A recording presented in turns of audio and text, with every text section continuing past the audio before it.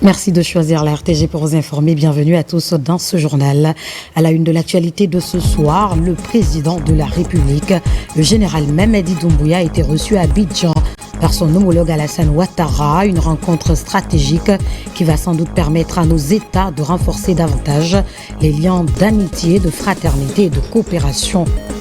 La table ronde des hydrocarbures a été officiellement lancée ce mercredi à Conakry, un tournant décisif pour l'élaboration de la politique nationale des hydrocarbures. Les travaux ont été lancés par le Premier ministre. Enfin, lutte contre la drépanocytose. En marge de la journée mondiale dédiée à la maladie, une série d'activités est initiée par le ministère de la Santé et de l'Hygiène publique, parmi lesquelles figurent des mesures préventives. C'est tout pour le sommaire. Encore une fois, bonsoir et bienvenue à tous. Le chef de l'État, le général Mamadi Doumbouya à Abidjan, une visite diplomatique placée sous le sceau de la fraternité, de la coopération et de l'intégration régionale. Arrivé dans la capitale ivoirienne, le chef suprême des armées guinéennes a été reçu par le président Alassane Ouattara. Une rencontre qui va sans doute permettre de consolider les relations historiques entre nos États. Retour sur quelques temps forts de cette visite d'État marquée par une chaleureuse hospitalité, une volonté commune de raffermir davantage les liens. Et c'est avec Fatoumata Kourouma et Fernand Gomo. C'est un accueil digne des grandes occasions que la Côte d'Ivoire a réservé ce mardi 17 juin 2025 au président de la République de Guinée, son Excellence le général Mamadi Doumbouya. Reçu en grande pompe au palais présidentiel d'Abidjan, le chef de l'État guinéen a été honoré par son homologue ivoirien, le président Alassane Ouattara, dans le cadre d'une visite officielle placée sous le signe de l'amitié, de la coopération et de l'intégration régionale. Devant le perron du palais, l'image est forte. Deux dirigeants unis par l'histoire et le destin commun de leur peuple. Les deux chefs d'État entament un dialogue franc et stratégique. Les échanges abordent des domaines cruciaux, infrastructures, énergie, transport, mais aussi paix, sécurité et développement inclusif. Un tête-à-tête scelle la volonté partagée de bâtir un avenir plus solidaire pour les générations futures. Au cœur des discussions, une ambition claire, mutualiser les efforts pour relever ensemble les défis régionaux et répondre aux attentes légitimes de leurs citoyens. Une coopération renforcée pour une Afrique de l'Ouest plus résiliente, plus connectée, plus forte. Devant la presse, les deux présidents annoncent la relance prochaine de la commission mixte ivoiro-guinéenne, gage d'une collaboration bilatérale approfondie et tournée vers l'action. Le président Alassane Ouattara salue avec admiration le programme Simandou 2040 porté par le général Mamadi Doumbouya, un projet ambitieux pour un développement durable et responsable de la Guinée. En retour, le chef de l'État exprime sa profonde gratitude pour l'accueil chaleureux et le soutien constant de la Côte d'Ivoire depuis le 5 septembre 2021, date de la prise de responsabilité des forces de défense et de sécurité en Guinée. Un geste de reconnaissance qui vient renforcer les liens historiques unissant les deux nations. La Côte d'Ivoire et la Guinée sont des pays frères et amis. Et je me réjouis des relations séculaires de coopération et d'amitié qui existent entre nos deux pays depuis de nombreuses années. Dans le cadre de ces excellentes relations, notre pays accueille une importante communauté guinéenne, comme vous l'avez constaté ce matin, qui vit en parfaite harmonie avec leurs sœurs et frères ivoiriens. Et il en est de même pour de nombreux Ivoiriens qui résident en Guinée. Votre visite nous offre l'opportunité d'aborder des sujets d'intérêt commun en vue de raffermir davantage ces excellentes relations. Monsieur le Président, chers frères, nous venons d'avoir un entretien approfondi qui nous a permis d'aborder des sujets d'intérêt commun notamment les relations économiques bilatérales et la situation sécuritaire dans nos pays et dans la sous-région. Nous avons aussi échangé sur la situation politique dans nos deux pays. Depuis plusieurs mois, la Guinée traverse une étape cruciale de son histoire. La Côte d'Ivoire suit évidemment avec un grand intérêt cette évolution, ainsi que pour les efforts déployés pour retrouver la normalité constitutionnelle. J'ai été, avec le président du Ghana, l'un des chefs d'État à vous rendre visite après le changement en Guinée. Je voudrais à cet égard vous féliciter pour les importants progrès réalisés dans le cadre du développement à travers votre programme Simandou 2040. S'agissant de la coopération bilatérale, nous avons observé une augmentation dans les échanges commerciaux globaux entre nos deux pays, qui ont connu une progression de 78% l'année dernière. Toutefois, ce niveau semble impressionnant, ce niveau d'échange d'environ 100 milliards ne reflète pas le potentiel économique de nos deux économies. Nous devons faire plus et mieux. Nous avons décidé de renforcer davantage notre coopération économique, notamment dans les domaines des mines et de l'énergie, du transport bitumage de la route Lola, fourniture de la frontière de la Côte d'Ivoire, construction du chemin de fer San Pedro-Monimba et ensuite Conakry. Nous avons aussi convenu d'organiser dans les plus brefs délais la troisième session de la grande commission mixte de coopération ivoiro-guinéenne et d'accélérer les travaux de délimitation et de matérialisation de la frontière ivoiro-guinéenne. Monsieur le Président, je voudrais aborder bien sûr la situation de la sous-région. Nous avons aussi échangé sur cette situation préoccupante dans notre sous-région, notamment la situation sécuritaire, politique et humanitaire dans les pays du Sahel et les menaces que ceci pose pour les pays côtiers. Nous avons décidé de continuer d'apporter une assistance pour permettre aux pays du Sahel de faire face aux besoins humanitaires et sécuritaires, et parce que nous sommes tous concernés par ces situations difficiles. Enfin, s'agissant de l'Union du fleuve River-Mano, à laquelle nos deux pays sont membres, nous avons souligné l'importance de reprendre les réunions ministérielles en vue de préparer un sommet dans les prochains mois sur les questions d'intégration économique et de veille sécuritaire et environnementale.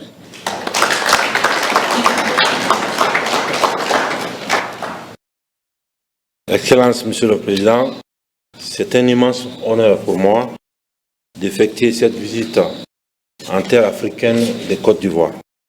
Je souhaite vous remercier sincèrement pour l'invitation que vous m'avez adressée et l'accueil chaleureux qui a été réservé à ma délégation ainsi qu'à moi-même. Ceci témoigne de l'estime que vous portez à la République de Guinée. Et à ma modeste personne, en cette heureuse occasion, permettez-moi, Monsieur le Président, de transmettre les salutations fraternelles du peuple de Guinée. Je suis ici non seulement en tant que président de la République de Guinée, mais en tant que frère, en tant qu'ami et en tant que fils d'Afrique. Dans le contexte géopolitique actuel, tant régional que mondial, je souhaite vous exprimer ma profonde admiration pour votre parcours exceptionnel à la tête de la Côte d'Ivoire. Depuis notre rencontre à Conakry, Monsieur le Président, j'ai été marqué par votre humilité et le respect que vous avez vis-à-vis du peuple de Guinée. Ces jours, vous avez choisi la voie de la compréhension plus que celle du jugement. Nous savons aussi que vous avez joué un rôle auprès de vos pairs pour une meilleure nation du contexte guinéen. Je vous en remercie sincèrement. Je suis convaincu que la base d'une coopération efficace repose sur la confiance mutuelle, l'écoute et le respect. J'espère que nos échanges pourront également nourrir votre réflexion et renforcer nos efforts communs pour bâtir un avenir ambitieux, harmonieux et prospère pour nos deux nations. Un avenir à la hauteur des aspirations de nos peuples. Nos deux nations partagent une histoire riche, tissée de luttes communes et de succès partagés. Nous sommes voisins, mais bien plus que cela, nous sommes une famille. En venant à Abidjan, je souhaite vous exprimer ma conviction qu'il est temps d'élever cette relation à un niveau supérieur, comme vous l'avez dit tout à l'heure, et en cultivant une véritable amitié et en renforçant davantage notre fraternité. Mon souhait le plus cher est de bâtir une communauté de destin entre la Guinée et la Côte d'Ivoire, où nos intérêts se renforcent mutuellement.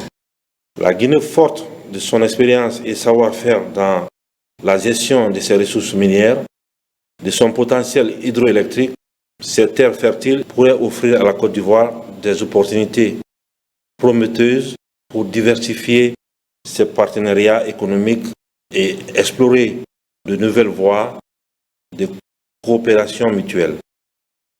Ensemble, nos deux nations sœurs peuvent bâtir un modèle de coopération exemplaire fondé sur la solidarité africaine, le partage d'expertise et l'innovation. J'espère sincèrement que cette rencontre marquera le début d'un chapitre prometteur dans les relations entre la République de Guinée et la Côte d'Ivoire. La visite s'achève sur une note conviviale autour d'un déjeuner officiel offert par le président Ouattara en l'honneur de son hôte. Un moment de fraternité et de partage qui vient sceller dans la confiance et la solidarité une volonté ferme, celle de bâtir un partenariat stratégique fort, durable, au service de la paix, du développement et de l'intégration des peuples ouest-africains. Deuxième grand titre de cette édition, ouverture ce mercredi à Conakry de la table ronde des hydrocarbures. Cet événement piloté par la Direction nationale des hydrocarbures permettra de faire le point sur les acquis et défis auxquels le secteur pétrolier guinéen fait face. Cette rencontre constitue également une étape cruciale pour l'élaboration de la politique nationale des hydrocarbures. Carnos Mandia, le reportage. La Guinée veut accélérer son programme de recherche dans le domaine des hydrocarbures.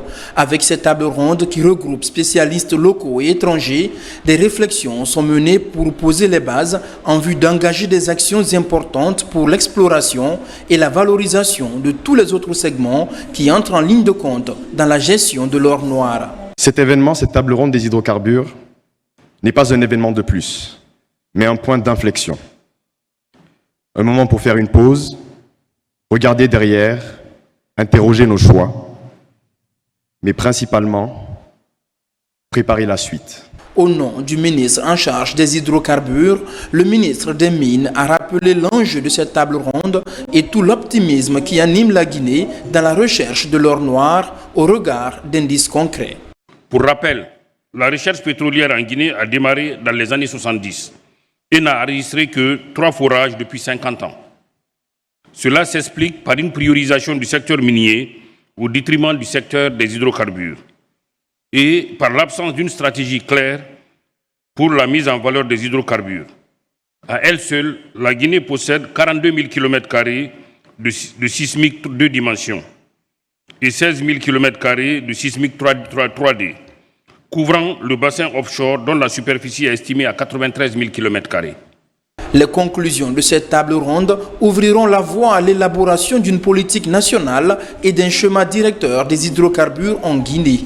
Le Premier ministre, chef du gouvernement, a réitéré tout l'engagement de l'État à œuvrer pour donner à ce secteur une dimension plus importante dans la marche du pays.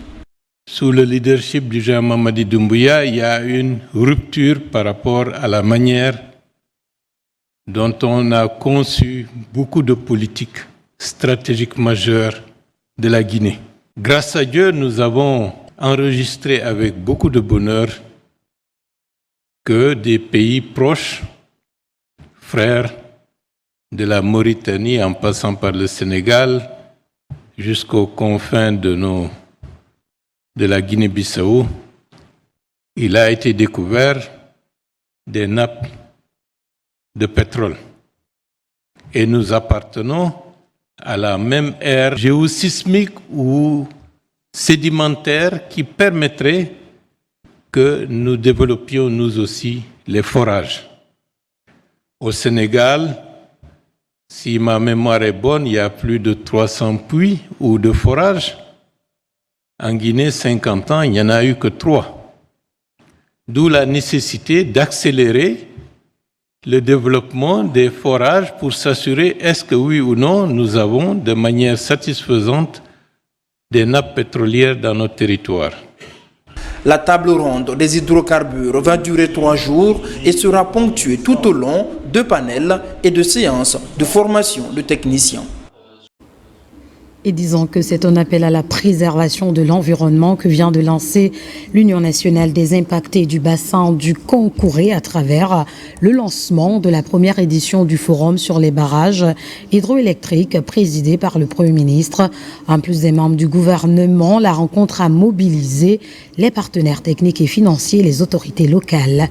Ousmane Bangoura, bureau de presse de la primature. À Conakry, ils sont venus des différentes localités impactées par les aménagements hydroélectriques du bassin de Concouré.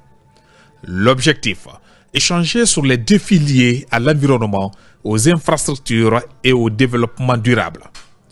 Cette première édition du forum, portée par l'Union nationale des impactés du bassin de Concouré, UNIBAC, a rassemblé les présidents des délégations spéciales, des partenaires techniques et plusieurs personnalités du pays. Aujourd'hui, il est de notre devoir de rappeler les réalités encore douloureuses. Des milliers de familles déplacées vivent encore sans relogement digne ni définitif. Des terres agricoles et zones de pâturage englouties sans compensation aucune. Des échanges francs sur les impacts environnementaux et sociaux ont permis de poser des bases d'un plaidoyer collectif en faveur d'une gestion plus inclusive et durable du bassin. Président de la cérémonie d'ouverture, le Premier ministre Amadou Ouriba a salué l'initiative et réaffirmé l'engagement de l'État à accompagner les efforts de préservation de l'environnement tout en valorisant le potentiel énergétique du pays. Régler ce problème, c'est un devoir d'abord moral. Le second élément, c'est un devoir de justice.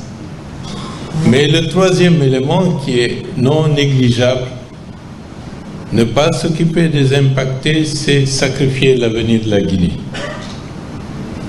Le Concouré est le fleuve qui a été et qui est aujourd'hui le fleuve par excellence où les investissements les plus importants que la République de Guinée a pu engager se retrouvent autour de ce fleuve. Donc il faut que l'écosystème dans sa globalité soit un écosystème vertueux où les ressources sont protégées. Et ces ressources, c'est d'abord les hommes et les femmes qui vivent dans la zone. Ce forum se veut désormais une rencontre annuelle de dialogue et de suivi des engagements pris. Un signal fort pour concilier développement énergétique et durabilité environnementale dans le bassin de Concouré. Le bureau de suivi des priorités présidentielles vient d'organiser la revue des projets urgents inscrits dans le portefeuille de l'État. Un seul objectif, présenter les projets tout en identifiant des contraintes pour des solutions correctives. Aboubacar Junior Camara, reportage. Dans cette salle, les acteurs impliqués dans l'exécution des projets inscrits dans le portefeuille de priorités présidentielles. Ils se concertent sur la gouvernance efficace des projets à travers une évaluation collective de leur niveau d'exécution, mais aussi identifier les contraintes pour des mesures correctives. Ce matin, nous démarrons avec le comité ad hoc Simandou la revue technique de ce portefeuille. Nous allons recevoir l'ensemble des projets, les 34 projets qui sont inscrits dans ce portefeuille, qui vont nous présenter le niveau d'avancement et les contraintes de mise en œuvre de leurs projets. L'objectif est de préparer un document de revue technique qui va être présenté aux membres du gouvernement le vendredi prochain. Et nous estimons arriver à un document qui résume, qui nous présente la photographie actuelle de l'ensemble de ces projets, leurs contraintes de mise en œuvre et également les solutions qu'il faut proposer le plus rapidement possible. À l'issue de ces revues, un état de lieu actualisé sera établi en identifiant les problèmes majeurs de mise en œuvre et leur documenter afin de formuler les recommandations concrètes et consensuelles. Nous faisions cette revue à la fois pour interpeller les projets, les ministères sectoriels porteurs de ces projets et que l'on puisse ensemble avec la Direction nationale de la dette, la Direction générale plutôt du Trésor, la dette, les investissements publics, les marchés publics, et la CGP, nous puissions ensemble travailler à matérialiser toutes ces mesures qui sont prévues afin de permettre une mise en œuvre plus diligente de l'ensemble de ces projets. Cette présentation synthétique des projets par portefeuille et les discussions ouvertes autour des contraintes vont permettre d'élaborer une matrice de recommandations afin de corriger toutes les imperfections qui freinent l'évolution des chantiers. À Conakry, une rencontre de concertation est initiée par le ministère de l'Agriculture et de l'Élevage et celui du Commerce et de l'Industrie. L'objectif est de mettre en place un mécanisme institutionnel et normatif pour faciliter la collaboration entre les deux départements. Abdoul Karifa Keita, Marouane Kamara. La feuille de route de cette politique de mutualisation des actions entre le ministère de l'Agriculture et de l'Élevage et le ministère du Commerce et de l'Industrie est d'aborder de façon concertée les problématiques liées au circuit de commercialisation et surtout développer des stratégies efficaces pour stimuler la production et la transformation des produits agricoles en Guinée. Pour le développement des chaînes de valeur, il faut tenir compte du segment production, transformation et commercialisation. Donc il est important, primordial, que les deux ministères puissent travailler ensemble. Voilà pourquoi aujourd'hui ce cadre de concertation a été organisé en présence des deux ministres pour discuter d'un certain nombre de dossiers, notamment des filières à haute valeur ajoutée comme les filières d'exportation, entre autres dans la carne, le fonio et d'autres choses. Cette rencontre est mise à profit pour échanger sur des sujets d'intérêt commun et définir des actions concrètes pour soutenir le développement du secteur agricole et industriel dans le pays. On a aussi passé en revue la question de la relance d'unités industrielles. Qu'est-ce que les deux ministères peuvent faire sur ces relances, mais aussi sur les projets que nous avons en commun, dont la tutelle se trouve soit chez nous ou bien au niveau du ministère de l'Agriculture. La réunion d'aujourd'hui s'inscrit dans le cadre de l'opérationnalisation du programme Simandou. Cette initiative s'inscrit également dans l'agenda du gouvernement pour renforcer la synergie interministérielle et assurer la cohérence des politiques agricoles et industrielles. Son enjeu, améliorer la vie des citoyens et garantir la sécurité alimentaire. Dans l'actualité, encore une mission conduite par le ministre des Transports a visité les installations minières de Boufa, Kamsar et Bouquet. Il était principalement question pour Ousmane Gawal Diallo de faire le lien entre les infrastructures portuaires réalisées par ces sociétés minières sur le terrain et ce que prévoient les cahiers de charges. Abraham Christophe Conté nous en dit plus. C'est une série de visites que le ministre des Transports, porte-parole du gouvernement, a entamées. Elle est orientée vers les ports minéraliers de Guinée. Première étape, la zone spéciale de Bofa.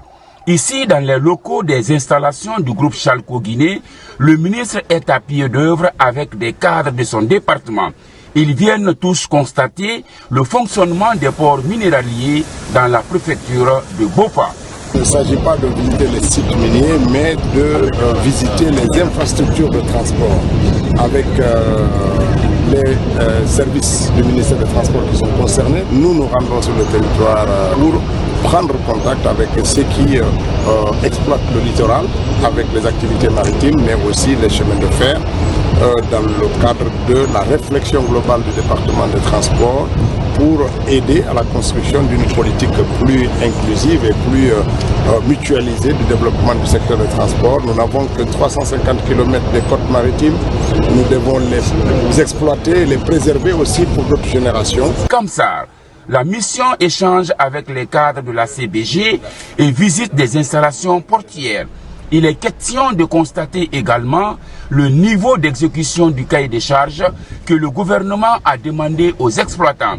Cela pour le respect de toutes les lois guinéennes en matière d'exploitation minière. Et à CBG, on l'a reçu, on l'a amené au niveau du quai minéralier qui reçoit le bateau minéralier et on vient de visiter le quai italien qu'on appelle le quai commercial qui reçoit toute le pilotine qui facilite les opérations portuaires. Cette mission de conformité intéresse des cadres et directeurs impliqués dans le processus de l'exploitation minière au ministère des Transports. Elle doit aider l'État à avoir la lumière sur le comment les ports miniers fonctionnent ces dernières années en Guinée, surtout en matière d'exploitation. Nous poursuivons cette édition à l'image de la ville de Zérékoré.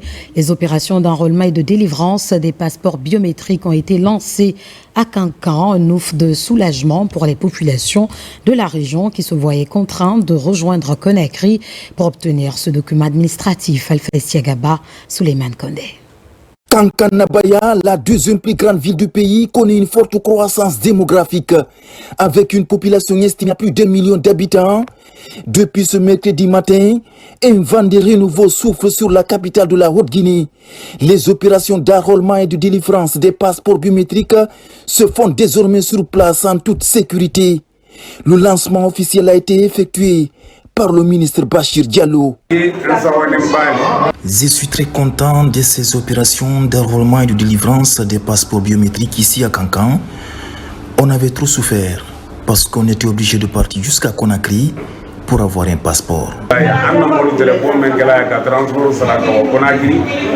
Cette opération qui vise à rapprocher les services de sécurité à la population et à améliorer l'accès des citoyens aux documents de voyage dans le respect de normes internationales. Cette avancée s'inscrit dans le cadre de la modernisation de l'administration publique, l'une des plus grandes visions du président de la République, le général Mamadi Doumbouya. La politique de décentralisation des services publics, notamment ceux liés au passeport biométrique, vient ainsi concrétiser un vieux rêve longtemps nourri par les populations de l'intérieur du pays. Le président de la République nous a instruit tous les ministres, membres du gouvernement, de porter les services publics de l'État le plus proche de nos concitoyens partout où ils se trouvent, en tout moment et en toutes circonstances. C'est ce qui est à l'origine de notre rencontre ici aujourd'hui pour mettre à la disposition des populations de la région administrative de Kankan un centre, une structure pour leur permettre de disposer d'un document essentiel, un document stratégique, le passeport biométrique guinéen. Pour la région de Kankan, les préfectures de Kouroussa, Mandiana, Kirouani et Sigiri sont directement concernées. L'enrôlement et la délivrance des passeports biométriques à l'intérieur du pays s'imposent désormais comme une véritable stratégie de décentralisation des services publics, rapprochant ainsi l'administration des citoyens. À marge de son séjour de travail à Monrovia, le secrétaire général du ministère de l'administration du territoire et de la décentralisation a visité les locaux de l'ambassade de Guinée au Libéria, centre d'enrôlement biométrique des Guinéens établis dans ce pays frontalier. Le chef de la délégation guinéenne a saisi l'occasion pour s'enquérir du bon déroulement des opérations. Mohamed Lamine Camara est notre envoyé spécial. Ici, à l'ambassade de Guinée au Libéria, les opérations d'enrôlement biométrique évoluent à la satisfaction de la représentation diplomatique. La plupart des Guinéens vivant dans ce pays sont mobilisés pour s'acquitter de leurs droits civiques afin qu'ils bénéficient de tous les avantages liés au programme national de recensement administratif à vocation d'état civil. Nous suivons les choses à la lettre comme ça nous a été dit lors de la formation et la population guinéenne vivant sur le sol libérien viennent massivement pour se faire enrôler. Nous avons enregistré plus de 1000 et quelques Guinéens qui se sont déjà enrôlés. Les Guinéens au Libéria sont très motivés pour ce recensement. On a certains soucis, mais qui trouvent toujours leur solution au niveau de l'ambassade. Mais aujourd'hui, ça marche très bien, il y a un engouement. En séjour de travail à Monrovia, le secrétaire général du ministère de l'administration des territoires et de la décentralisation, chef de la délégation guinéenne, visite le centre d'enrôlement de l'ambassade afin de se rassurer de l'effectivité des opérations de recensement en cours ici à Monrovia. Nous constatons avec beaucoup de plaisir que l'activité se déroule dans les meilleures conditions. Au-delà des quelques difficultés que nous constatons sur les documents officiels à fournir par les citoyens. Ce travail a été fait de manière très professionnelle pour que d'ici le 20, que bon nombre de Guinéens puissent se faire recenser dans l'objectif de participer aux différentes élections. De là, à travers une visite guidée de l'ambassadeur Aboubakar Silla, la mission s'est aussi rendue à la future chancellerie de Guinée au Libéria. Un gigantesque bâtiment de 3 niveaux déjà en phase de rénovation. L'infrastructure est achetée par le président de la République, général Mamadi Doumbouya. Les travaux de rénovation, une fois terminés, l'édifice va abriter les bureaux de l'ambassade de Guinée dans ce pays frère. Le quartier Tombolia, récemment érigé en commune urbaine, se distingue de plus en plus dans la promotion des idéaux de refondation du CNRD.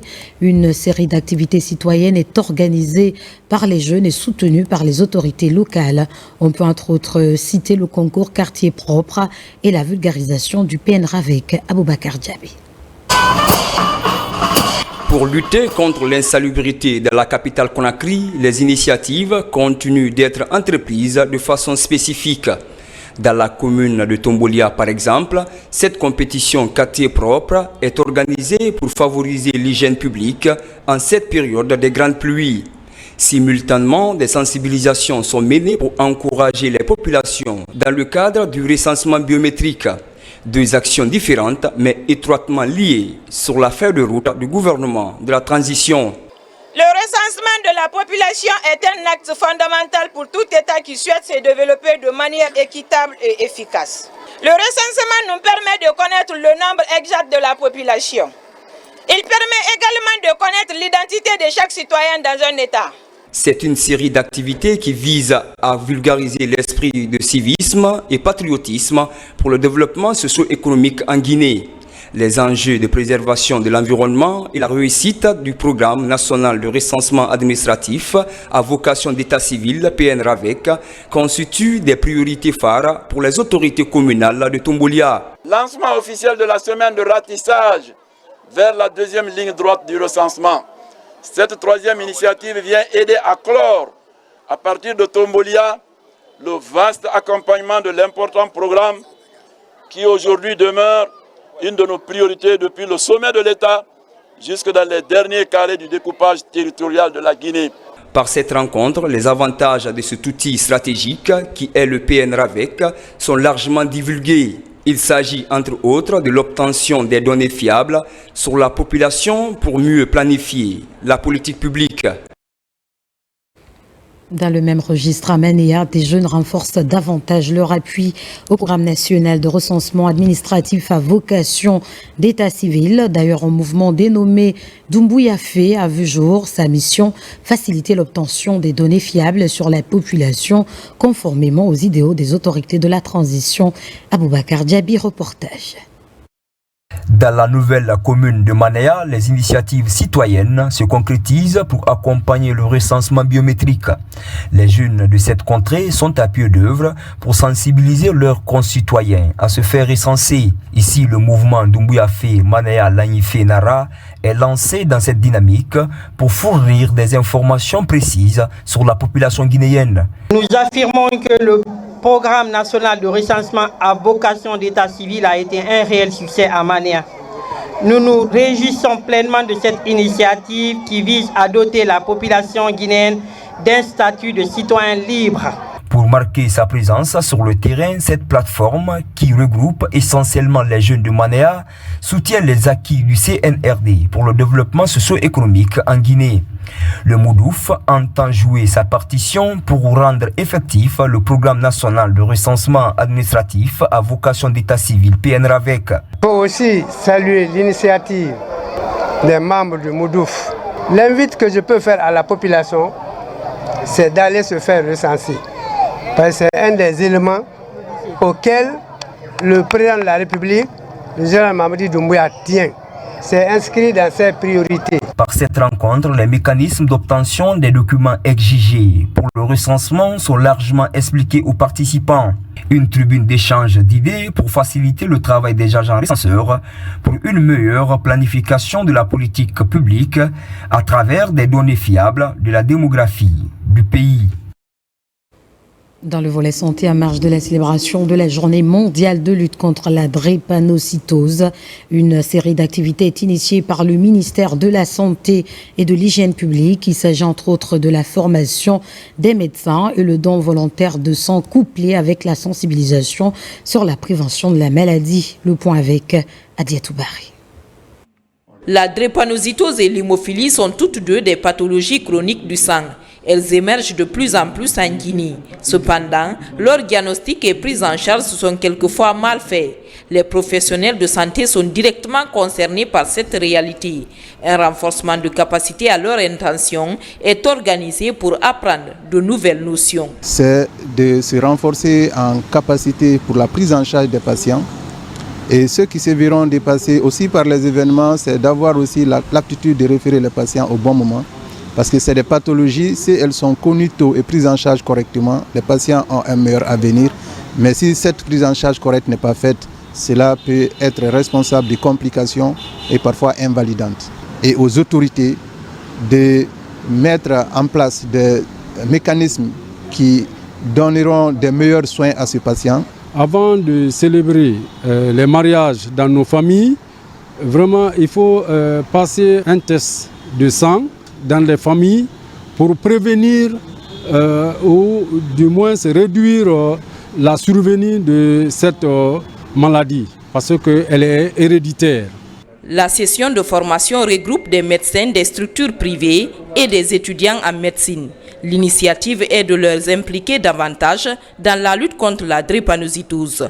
Cette formation aujourd'hui est une étape importante dans notre combat car elle vise à renforcer les capacités de tous les acteurs engagés afin de mieux comprendre, mieux diagnostiquer et mieux accompagner les patients drépanocytaires et les patients hémophiles.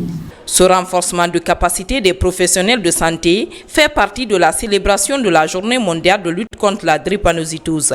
À l'occasion, une campagne de collecte de sang en faveur des malades est aussi organisée par les initiateurs. Festival sur la gastronomie malaisienne. Cet événement qui est à sa 3e édition met en valeur l'art culinaire de ce pays d'Asie du Sud-Est influencé par un mélange de saveurs chinoises et indiennes. La cérémonie a connu la présence d'éminentes personnalités. Son enseigne au reportage. Le festival de la gastronomie malaisienne est considéré comme un patrimoine riche et diversifié. Il est influencé par un mélange de saveurs asiatiques, notamment celle de la cuisine malaise, chinoise et indienne.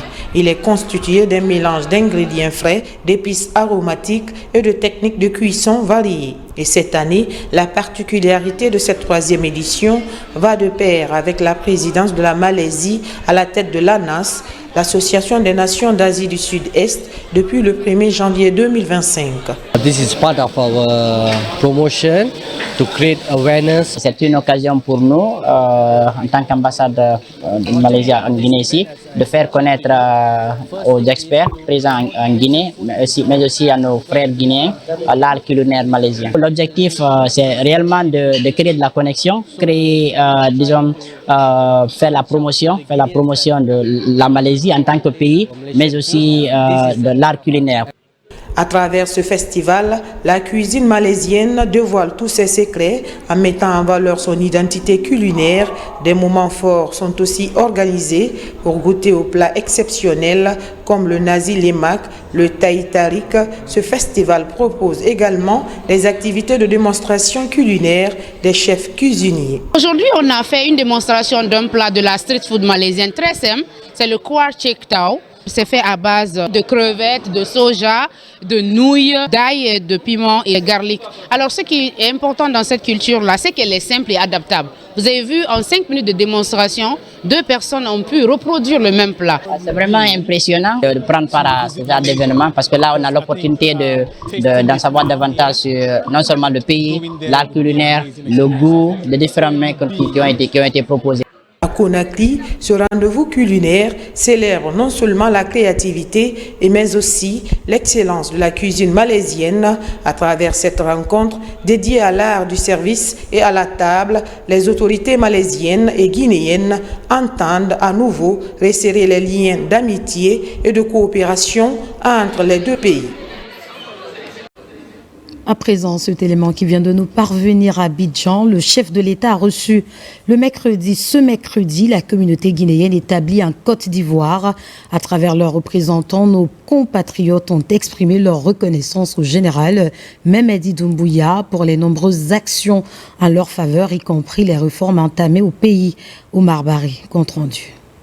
Au terme d'une visite officielle de 48 heures en République de Côte d'Ivoire, le chef de l'État, son Excellence le général Mamadi Doumbouya, a rencontré ce mercredi 18 juin 2025 la communauté guinéenne résidant dans ce pays frère. Ce moment d'échange empreint de convivialité et de patriotisme s'est inscrit dans une démarche constante du président de la République. Rester à l'écoute de ses compatriotes, où qu'ils se trouvent, et leur témoigner sa proximité. Prenant la parole, l'ambassadeur de la Guinée en Côte d'Ivoire, Alseni Mobasila, s'est réjoui de la visite du président de la République en terre ivoirienne.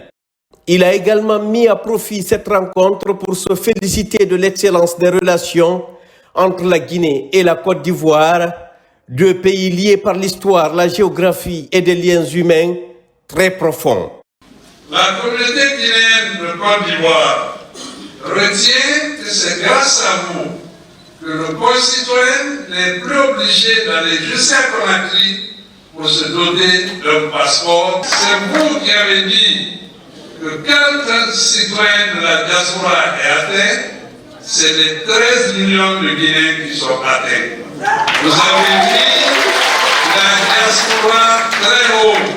Encore une fois, merci, Monsieur le Président. Cette rencontre a été ponctuée par la remise symbolique d'un cadeau traditionnel à son Excellence le général Mamadi Doumbouya. La communauté guinéenne vivant en Côte d'Ivoire a chaleureusement remercié le président de la République pour cette audience qui témoigne de son attachement à la diaspora, véritable force vive du développement national. À travers leurs représentants, les ressortissants guinéens ont exprimé leur reconnaissance pour les nombreuses réformes engagées en Guinée, ainsi que pour les efforts du chef de l'État en faveur du progrès socio-économique durable et responsable, ainsi que de la stabilité politique. Mamadou Djoulde Diallo, secrétaire général du Conseil des Guinéens de Côte d'Ivoire, a notamment salué la relance du méga-projet Simandou et la mise en œuvre du programme Simandou 2040.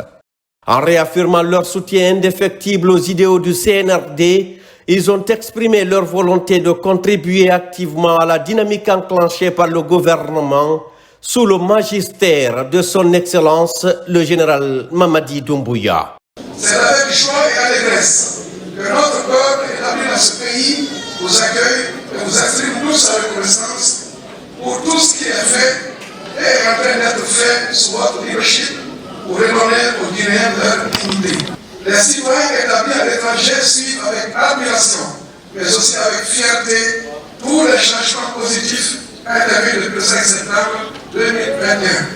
Vous avez su donner un nouveau visage à notre beau pays que les artistes qualifient aujourd'hui à juste raison de paradis. Notre pays a pris son envol grâce à la vision et au patriotisme d'un homme providentiel nommé Général Mamadi Doumbouya.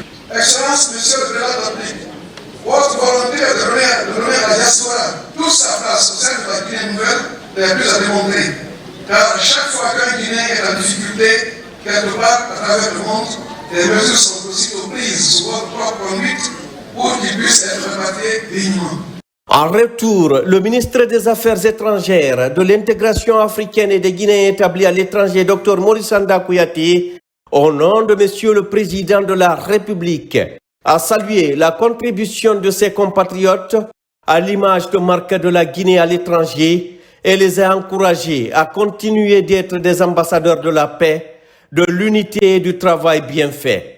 Il a réitéré la détermination de l'État guinéen à renforcer les mécanismes d'appui à sa diaspora en reconnaissant son rôle crucial dans la construction nationale.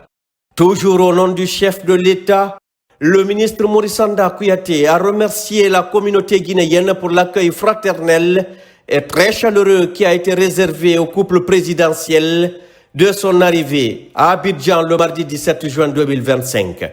Enfin, il a transmis l'appel solennel du chef de l'État à ses compatriotes. Renforcer la culture du vivre ensemble partout où il se trouve et œuvrer collectivement à l'édification d'une Guinée forte, solidaire et résolument tournée vers l'avenir. La plupart d'entre vous ne pouvez plus avoir d'emploi. La plupart d'entre vous ne pouvez plus voyager. Parce que leur passeport était expiré, ils ne pouvaient pas le prendre. Parce qu'il y avait des erreurs, où il y avait des erreurs qui ont été commises à des sites. Des milliers de compatriotes étaient bloqués parce qu'ils ne pouvaient plus le voir. Un matin, le chef de l'État nous a rappelé et nous a dit, je ne peux pas laisser des milliers de Guinéens être des apatrides. À partir d'aujourd'hui, je prends la décision de mettre à plat toutes ces anomalies et permettre à chaque Guinéen de prendre un passeport sans restriction. Nous avons besoin, pour lui permettre de faire tout le travail qu'il a mis et qu'il est en train de faire pour la Guinée, il a besoin d'une donnée fondamentale pour lui permettre de programmer. Combien sommes-nous? Qui sommes-nous? Où sommes-nous? C'est pourquoi, en dehors des considérations politiques, il a dit, je veux qu'il y ait un recensement clair, net, inclusif. Et c'est ce que nous sommes en train de faire aujourd'hui sur ces institutions. Venez vous faire recenser.